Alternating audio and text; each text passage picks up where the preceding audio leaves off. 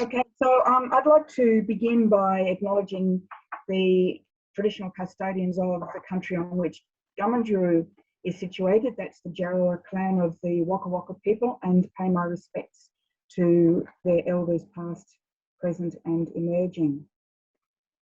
So the Gamanjuru stone arrangement site is nestled in an amphitheatre surrounded by rocky ridges in an area about 200 kilometres west of Brisbane. In times before European settlement, the ridges were tree covered and the site was protected from the gaze of those who were not supposed to be there. In those days, access to Gamanjuru was restricted to men and to older boys ready to commence their journey into adulthood. Gamanjuru was then a place of man-making and knowledge sharing. As a site of initiation, Gamanjuru was always a powerful location. There it is to the north of Toowoomba. Although the site was regularly used for ceremony by the Djarowa clan of the Waka Waka Nation, it was also a place that was visited by a number of different Aboriginal groups who would travel via Gamanjuru up to the Bunya Mountains. Gamanjuru was a major staging post for ritual activities for all the people who approached the Bunya Mountains from the south and east, travelling to the triennial Bunya Festival. So the Bunya trees are endemic to the Bunya Mountains in south central Queensland, and every 3 years their enormous 30-kilogram cones bear fruit, producing massive quantities of highly nutritious nuts. When this occurred, messages were sent out across those nations with rights to attend the Bunya Festival, inviting people to travel to the mountains to partake in the feast and to use the gathering to reinforce social relationships through trade, marriage and ritual exchanges. Those boys who had become men at Gamanjuru could participate in the adult ceremonies at the Bunya festivals. In this way, Gamanjuru stones were extremely powerful. They reified the Yuri, or totemic social systems that united family groups all across southeastern Queensland and northeast New South Wales. The stones that make up the site are arranged in a number of shapes. In this picture, you can see the initiation ring with its pathway coming in. And then there are various other totemic beings, such as the rainbow serpent. This is its backbone here, which has a large belly, and the initiates would be placed in the belly before moving into the initiation ring to become adults. There are other Yuri features as well. So the boys were given their adult Yuri at this time, or their adult totem. Here we can see an emu and a turtle. And at the same time, the boys were also given the knowledge of their obligations in protecting those Yuris for the rest of their lives. They would need to manage the habitats of those particular Yuris. So we see that in pre-European times, Gamanjuru was a place of learning about family, about society and environmental responsibilities. LORE law and LAW law framed the actions of the initiated men, and the stones of Gamanjuru provided the sorry, I don't know what happened there. I'll just have to re-find it. There it is. The LORE law and the LAW law framed the actions of the initiated men, and the stones provided the tangible manifestation of that law and law. So Europeans first came to the Darling Downs in the 1840s. For some time following settlement, Aboriginal people continued to travel to the Bunya Mountains via Gamanjuru, and although relations between settlers and traditional owners were generally peaceful, massacres are recorded.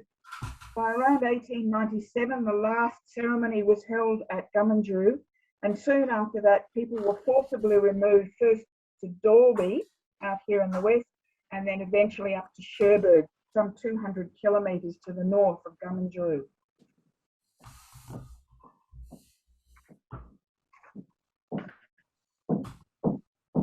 For 100 years, Gamanjuru lay unused by the Djarowa traditional custodians, but the site was not forgotten.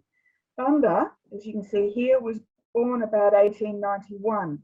He was a boy in 1897 when the last ceremony was held, too young to attend the ceremony, but old enough to remember his fathers and uncles and older siblings, leaving him with the women.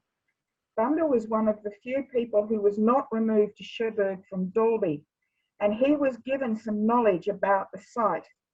He passed on that knowledge to Ben Gilbert, who was the landowner at the site in the 1960s, and Gilbert passed on knowledge to Bunda's nephew, Brian Tabane, once the Jarrawa returned to the site in 2000. So land was formally handed back to Jarrawa in 2008. The level of knowledge about the site at that time was quite limited. Much of the site had been heavily disturbed. You can see here some of the stones had been moved out of alignment and used to hold up fence posts, and soil creep had covered other stone arrangements.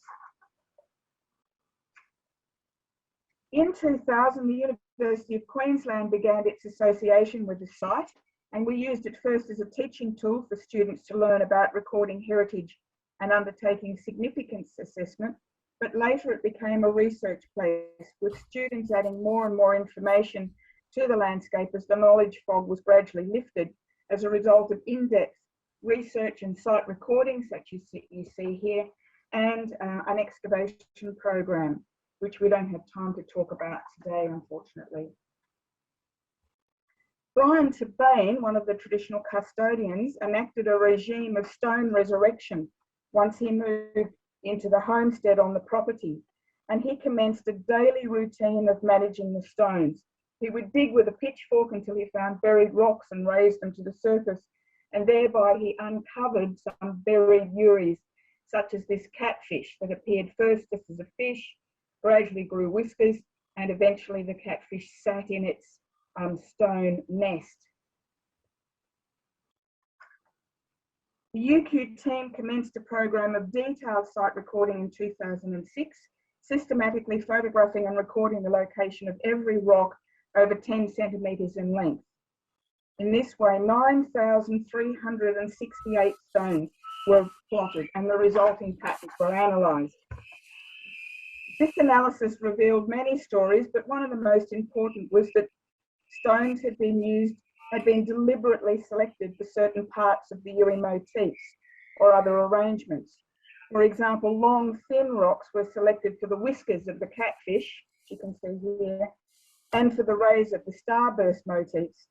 Small, regular, cubic-shaped stones were chosen for the initiation ring, and a rock that looks remarkably like the head of a turtle is used, you guessed it, for the head of the turtle. With the grateful uncovering of both stones and knowledge about them, traditional custodians changed their approach to the contemporary reuse of the site. Initially just wanting the place to be protected, the custodians soon saw the value of the place as a reconciliation tool for teaching about culture and law.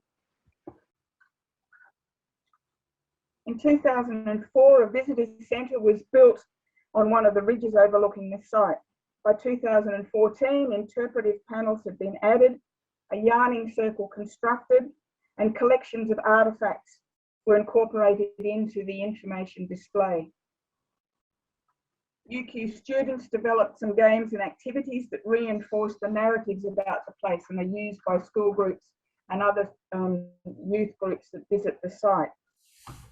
In 2018, the Bunya Peoples Aboriginal Corporation established their office at one end of the visitor centre.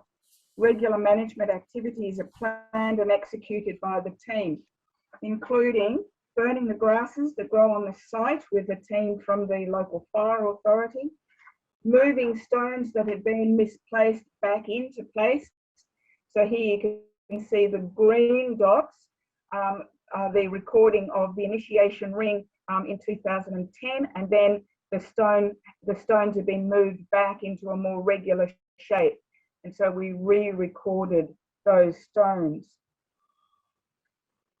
There are a lot of youth groups who now come to the site. The stones are too powerful to allow unsupervised visits, and there are strict protocols relating to how each of the motifs is recorded and visited. So Gumminguru may no longer be a place of ritual and initiation, but it is still a place of learning about culture and understanding about Yuyi law. The place is not managed to protect a past layout of the site as an unchanging fossilised landscape that suits archaeological niceties. Instead, Gumminguru is a living place, vibrant and alive with visitors and teachers. It is both resurrected and resurrecting. Resurrected in the recreation of the site through the careful unearthing of stones and knowledge. Resurrecting in the way that the site continues to yield information as those with connection to it seek to learn more about it, with this resurrected knowledge recursively influencing decisions about site management and use. Gumminguru was clearly a powerful place in pre-contact times. Aboriginal people travelled from hundreds of kilometres away to attend the site, initiate their young men and ready themselves for the Bunya festivals.